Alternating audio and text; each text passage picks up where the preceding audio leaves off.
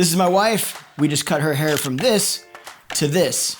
And one of the things I get asked all the time is, how do you get that great beach wave in an awkward length like this? So we're gonna walk you through exactly the step-by-step so that you can get volume and wave and another funky weird curl that people get all the time.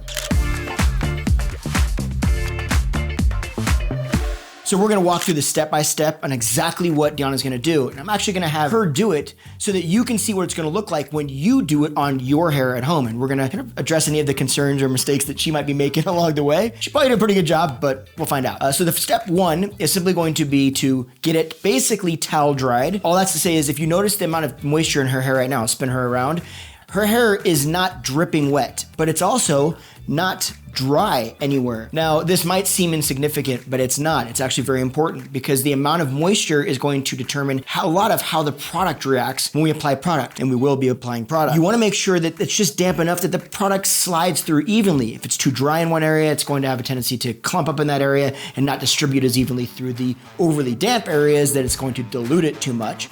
So an even amount of dampness is going to create an even amount of dispersion. Is that a word? Dispersion? Distribution. Distribution, that's the one. That's the word, distribution to the hair. Wow. The first product we're gonna use is a heat protectant. Right here, this is just defrizz. Yes, I'm a little bit biased. This is a product that I helped co-create. Aside from that, regardless of which one you're using, so we're gonna take this, and I'm just gonna have you spray this in your hair. Now you're gonna wanna section this off and try to keep it away from your roots. We're gonna really focus on the mid shaft to the ends. Perfect, good, and then the back, great. And make this a little bit easier, just tilt your head off to the side a little bit, get that hair off of your scalp. Now if we were to spray this down here, it's not spraying it up here where a lot of that overspray is hitting the scalp.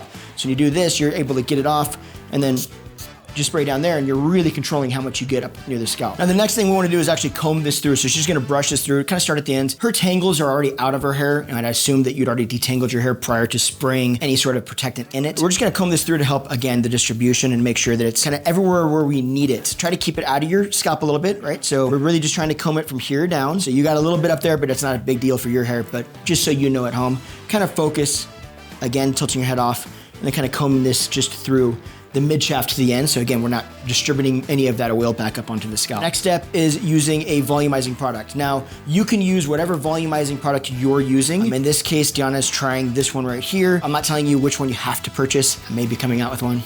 May work really well, but nonetheless, so you wanna use whatever product you're using. This you do wanna get from roots all the way through the end. So I like to say, throw your hair all the way forward for me, tilt it perfect, just like that. And then, give me your hand.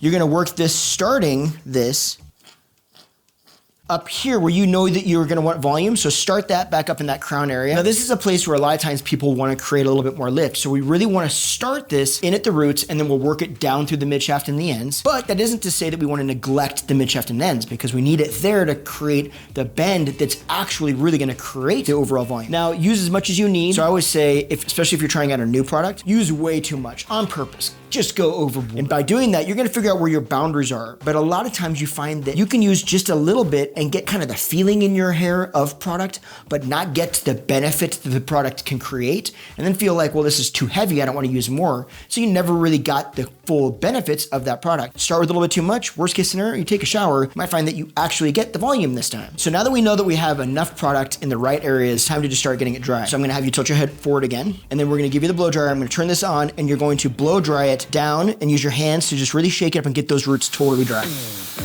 Now doing this and having it actually facing down towards the floor, we're using gravity at this point to get that root up off of the scalp so she can start encouraging some root lift. And we're just trying to get your hair dry basically as fast as possible. Now, one thing that she's doing is because she doesn't have hair that really is tangling, so she's really just getting in there and just shaking up the scalp. If you've got hair that has more of a tendency to tangle, then you wanna maybe use a brush. This is a volumizer brush. I've talked about this in other videos. I'll link a video at the very end of this where you can find this. I've talked about this in other videos. It's one of my favorites. If you're gonna use this, you would just use it to brush your hair straight. This is just gonna help to keep the tangles out, but because there's grooves in there, it's helping to keep this hot all the way through. It's not blocking any of the heat, and it's helping to get this hair up off of your scalp a little bit. On the sides, we actually ideally would blow this up, because again, this hair is gonna fall this way. So if we can get those roots going up this way, so she could achieve that by doing this, the other side by doing that,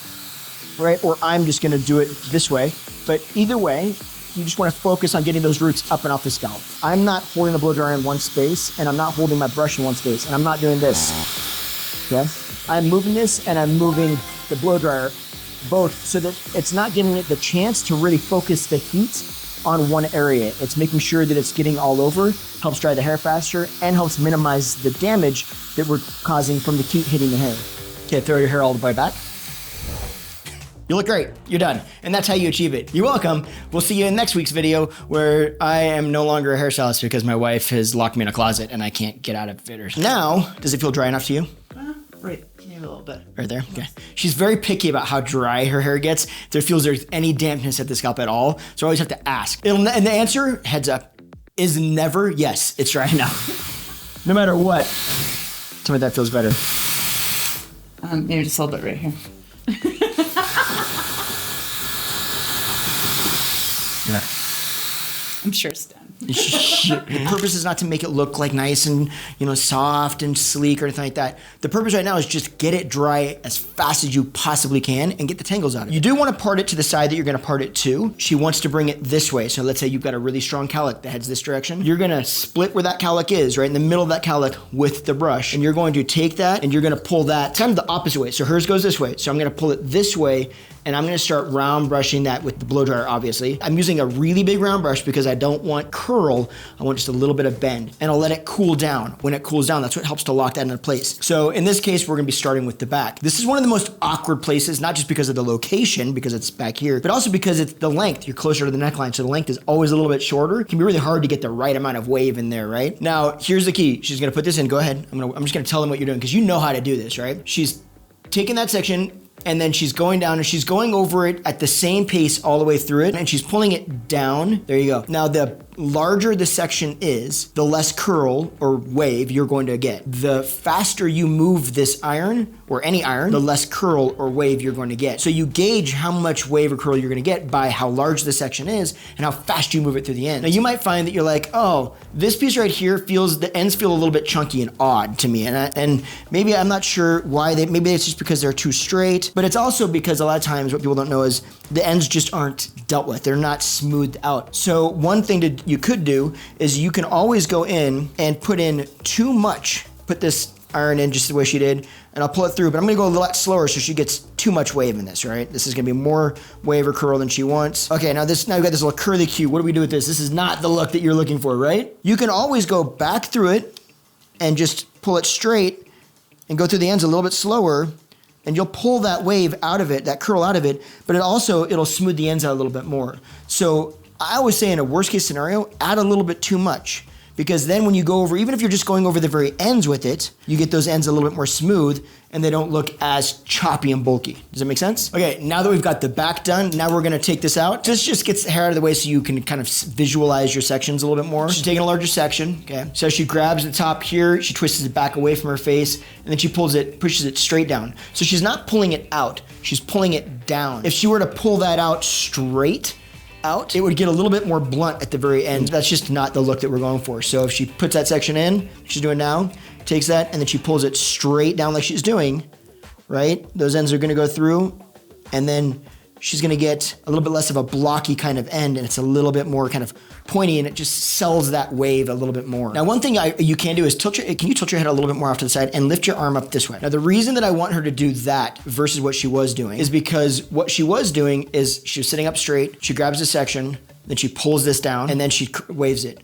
And we want volume up here. So why would we want to pull down the volume that we just created when we were drying our hair? So if you tilt to the side a little bit and lift this out, now we're not pulling out as much of that volume. We're encouraging it a little bit more, or at least not taking it away. Tilt off to the side if you can, and then pulling it out a little bit. You're still gonna pull it down the way you were, right? There you go, like that. So there's a little bit less of this pulling straight down at the scalp. So one of the things that she was doing is while she was pulling that out, she was pulling her head away when she did it, and all that does is lift your head back up, so now you're bringing those roots back down again. So if she keeps her head over here and then pulls her hand away from her head, that's gonna help to keep those roots staying up off of the scalp as much as possible. Now, the most important step in this whole process. You ready? My favorite part. Do your thing. Throwing it all forward, you can't even see. There you go. It's the shakeout. Now, this for a lot of people can be almost jarring. It's like, wait a minute, you just got it right, and now all of a sudden you're getting your hands in it. Yes, because again, throw it back. This is a shape that is about movement and texture. It's a look that is not supposed to be absolutely perfect and coiffed, right? Every curl doesn't need to be in place. So what she's doing now is pulling out a lot of the overly curled stuff that she already created. But that was the point. You create a little bit more curl, then you pull it out. You can't put it back in, but you can remove it. In fact, I'm sure you've known it falls out quickly. And so now you scrunch this up, and there you go. Looks good. So that is how you create a little bit less of a wave, a little bit of a less structured kind of wave on the bob length. That's exactly what she did. She did it all. I did none of the stuff. You did a good job, babe. High fives. You should pay me. I should. Now, if you're curious actually how this whole thing happened, you can go ahead and watch this video right here where we actually decided that we're gonna cut a lot of hair off. And she landed here. And I still have a beard. You'll know what I'm talking about when you get there, so why don't you go ahead and watch that. Like I always say, that view doesn't suck. If you don't know what I mean, figure it out. Just that view doesn't suck. Remember that. Remember that. Let's hear it. You ready? We're gonna leave now. Okay. Bye-bye. Bye-bye.